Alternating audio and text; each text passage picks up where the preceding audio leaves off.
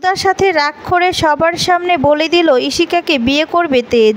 হ্যাঁ বন্ধুরা, এমনটাই দেখতে পাবেন। বিস্তারিত জানতে ভিডিওটিতে লাইক দিয়ে চ্যানেলটি সাবস্ক্রাইব করে দেখতে থাকুন। গল্পের শুরুতেই দেখা যাবে সুধা গোডাউনে পৌঁছে তেজের হাতে ছুরি দেখতেই ভাবতে থাকে যে তরিকে হয়তো বা ছুরি দিয়ে ভয় দেখাচ্ছে।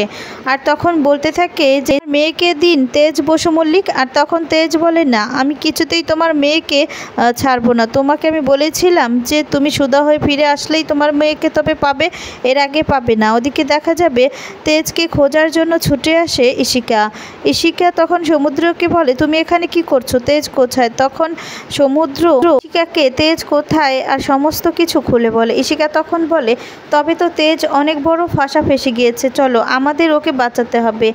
এই বলে সমুদ্র আর ঈশিতা চলে যায়। তারপর ওইদিকে দেখা যাবে সুধা বলে এটা আপনি কিছুতেই করতে পারেন না তেজ বসু মল্লিক, আমার মেয়েটাকে ছেড়ে দিন, আমার মেয়েটা ভয় পাচ্ছে। তেজ বলে আগে তুমি বলো যে আসল পরিচয় কি তোমার, তুমি যদি তোমার আসল পরিচয় বলে দাও তবেই আমি তরিকে তোমার কাছে ফিরিয়ে দিব সুধা, এর আগে নয়। সুধা তখন তেজের হাত থেকে ছুরিটা নেওয়ার জন্য ধস্তাধস্তি করতে থাকে। তরি তখন বলে তোমরা আবারও দুজন কেন ঝগড়া করছো বলো তো, তোমরা দুজন ঝগড়া করলে আমার ভালো লাগে না। এদিকে ছুরিটা নিয়ে দুজন ধস্তাধস্তি করতে গিয়ে সুধার হাতটা কেটে যায়। তেজ তখন বলে সুধা তোমার হাত কেটে গিয়েছে। সুধা তখন তেজকে ধাক্কা দিয়ে দৌড়ে তরিকে এসে জড়িয়ে ধরে। তরি বলে মাম্মাম তোমার হাত তো অনেক কেটে গেছে, আর তুমি কাঁদছো কেন মা, তুমি খুব কষ্ট পেয়েছো, তুমি কেঁদো না। সুধা তখন তরিকে জড়িয়ে ধরে। সেই সময় আশুতোষবাবু চলে আসে। এইদিকে তখন সুধা হাতটা কেটেছে বলে তেজ বলতে থাকে তোমার হাত কেটে গিয়েছে, দেখি দেখি। আর তখন বলে তেজ বসু মল্লিক আপনি স্বরূপ, আমার গায়ে হাত দিবেন না। তখন আশুতোষ বসু চলে আসলে তাকে বলতে থাকে যে ফার্স্ট এড বক্সটা দেওয়ার জন্য। আর তখন সুধা বলে একদম সিম্প্যাথি দেখানোর চেষ্টা করবেন না তেজ, আমি কিন্তু তোমাকে পুলিশের হাতে তুলে দেব। এ কথা শুনে খুব খুশি হয়ে যায় তেজ আর বলে তা তেজ বসু মল্লিক তেজ হয়ে গেল কখন, সুধার আপনি থেকে তুমি হয়ে গেলে কেন? আমি বলেছিলাম না যে সুধাকে ফিরে আসতে, তোমাকে ফিরিয়ে দেব, তরিকে ফিরিয়ে দেব, তুমি না তাহলে আমাকে সুধাকে ফিরিয়ে দিয়েছো, তুমি আমাকে তেজ বলে ডাকছো, আর আজকে থেকে আমি তুমি হয়ে গেলাম। তখনই সুধা বলে একদম না, আমি রুক্মিণী, আমি সুধা নই। আপনি আমার মেয়েকে এখানে কেন নিয়ে এসেছেন, আপনাকে আমি পুলিশে তুলে দেব। তখন তরি বলে মাম্মাম কি করছো বলো তো, আরে এই হিরো আঙ্কেল আমার কোনো ক্ষতি করেনি তো, হিরো আঙ্কেল আমার অনেক সেবা যত্ন করেছে।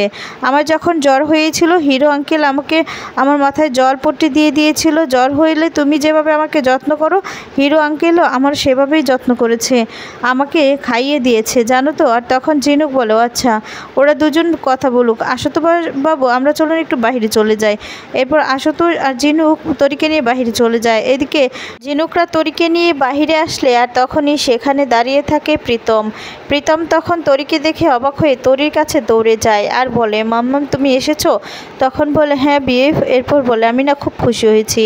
আর তখন এরপর বিহেসেব বলতে থাকে যে তুমি এতক্ষণ কোথায় ছিলে বিহেসেব, তুমি এতক্ষণ একা একা ছিলে তাই না, কষ্ট পাচ্ছিলে? আর তখন তরি বলে আমি একা ছিলাম না তো, তোমার সঙ্গে হিরো আঙ্কেল ছিল জানো তো, হিরো আঙ্কেল আমার সঙ্গে অনেক গল্প করেছে, আমাকে অনেক আদর করেছে, অনেক খাইয়েছে, যত্ন করে খাইয়ে দিয়েছে, আমার মাথায় জলপট্টি দিয়ে দিয়েছে। যা শুনে প্রীতম পুরো অবাক হয়ে যায়। আর সেই সময় সমুদ্র আর ঈশিকা সেখানে যায় আর বলে যে ওরা কোথায়, তেজ কোথায়? আর তখনই ঝিনুক বলে ওঠে ওরা দুজন বিয়ে কথা বলছে, ওদেরকে তো একটু সময় দেওয়া দরকার, সেই জন্য আপনি প্লিজ ওখানে যাবেন না। এদিকে তেজ তখন সুধাকে বলে যে আমিও তো চাই তুমি আমাকে যেন কখনো না ছাড়ো, ঠিক এভাবেই জড়িয়ে ধরে রাখবে যেভাবে আমার সুধা আমাকে ধরে রাখতো। আর তখনই সুধা বলে একদম বাজে কথা বলবেন না, আমার কিছুকে আমাকে ছোঁয়ার চেষ্টা করবেন না। তখন তেজ বলে কেন ছোঁয়ার চেষ্টা করব না বলো তো, কেন? আচ্ছা সুধা তুমি আমাকে একটা সত্যি কথা বলো তো, তরিকে আমার কেন এত আপন লাগে, তরিকে ধরলেই মনে হয় তরি যেন আমার খুব কাছের, বলো না। আর তো সুধা তখন মনে মনে বলে তেজ ও তো তোমারই মেয়ে, যাকে তুমি অবহেলা করে দূরে সরিয়ে দিয়েছিলে, স্বীকার করতে চাওনি। এদিকে তখন তেজ বলে চুপ করে আছো কেন বলো। তখন সুধা বলে ও আমার মেয়ে, ও সিঙ্গেল মাদারের মেয়ে, বুঝতে পেরেছেন, ও আপনার কিছুই হয় না। দেখা যাবে বারবার করে তরি ভিতরে যেতে বলে যে আচ্ছা মাম্মাম আবার ফাইট করছে না তো হিরো আঙ্কেলের সাথে, এই বলে ভিতরে যাওয়ার জন্য যোগাযোগ করতে থাকলে তখন প্রীতম বলে আচ্ছা ঠিক আছে আমরা ভিতরে যাব। আর এদিকে ঝিনুক তখন বলে আপনারা কেন বুঝতে চাইছেন না, ওদের একটু সময় দেওয়া দরকার, ওরা কথা বলছে। আর তখন এদিকে ইশিকা বলে তুমি কে, আমি তোমার কথা কেন শুনবো, আমি যাব ভিতরে। এদিকে তখন সমুদ্র একই কথা বলতে থাকে আর তারপর ওরা ভিতরে চলে যায়। আর এদিকে দেখা যাবে তেজ বারবার করে বলছে তুমি বলো না তুমি কে, তুমি তো আমার সুধা, আমি জানি তুমি আমার সুধা, তুমি কেন এমনটা করছো, আর তুমি বলো না যে ওই তোরই কি আমার মেয়ে, বলো আমার মেয়ে কি না।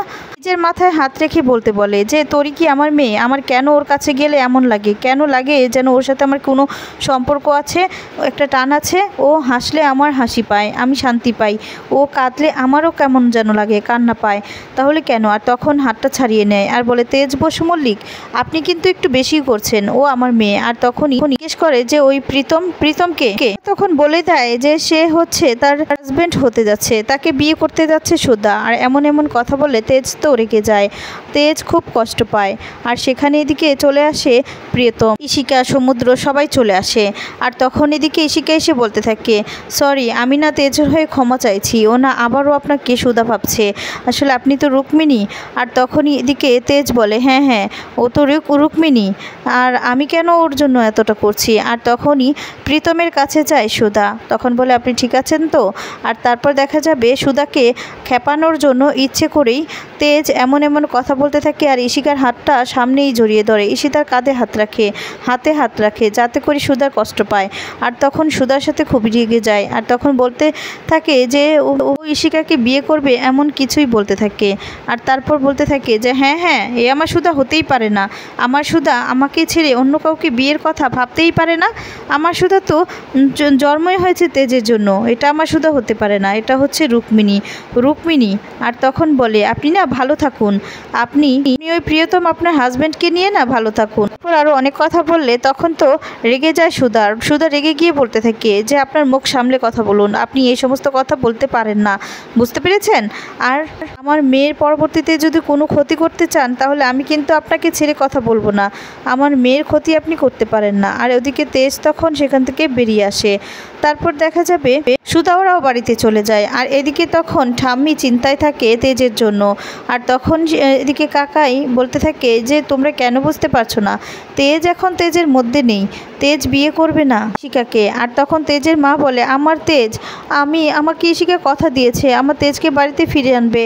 আর এদিকে দেখা যাবে কান্না করতে থাকে সুধার কান্না দেখে বলে যে তোরি যে মাম তুমি কেন কাঁদছো বলো তো, ওই আঙ্কেল তো আমার কিছু করেনি, আঙ্কেল না আমার অনেক যত্ন করেছে, আমার জ্বর এসেছিল আমাকে খাইয়ে দিয়েছে, আমাকে অনেক যত্ন করেছে।